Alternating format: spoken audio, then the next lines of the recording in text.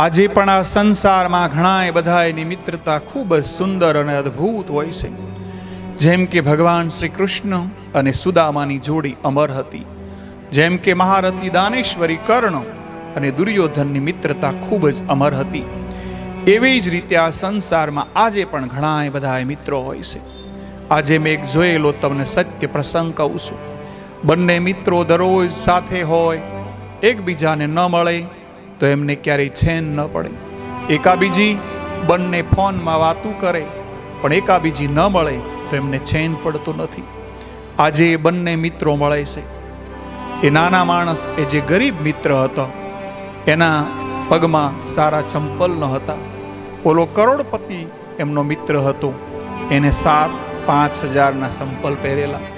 તરત ને તરત એને મિત્રના ચંપલ ભાળી ગયું. એને એમ કીધું કે મને આ ચંપલ ફાવતા નથી, તું મારા ચંપલ પહેરી લે, મને નાના પડે છે. તરત ને તરત એ મિત્રએ ના પાડી, નહીં કે મને તો આપી દે, આ બહુ સારા, મને નથી થતા. તરત ને તરત એ મિત્ર એને ચંપલ કાઢી આપ્યા. એ 5,000ના ચંપલ એ ગરીબ મિત્રને આપે છે. અને જ્યારે એ મિત્ર દરરોજ પહેરે ત્યારે એમને એમના કૃષ્ણ જેવી, એમના સુદામા જેવી મિત્રતાની જોડી એમને યાદ આવે છે. કારણ કે એ જ્યારે સવારમાં જાગે, જ્યારે કંઈ પણ જવાનું થાય, ત્યારે એ મિત્રના ચંપલ પહેરે ત્યારે એ મિત્રનો પહેલો ચહેરો એમની નજરમાં આવે છે.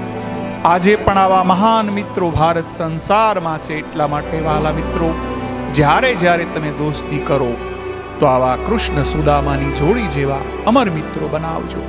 એટલા માટે આવા મિત્રોને મારા લાખો સલામ, લાખો સલામ.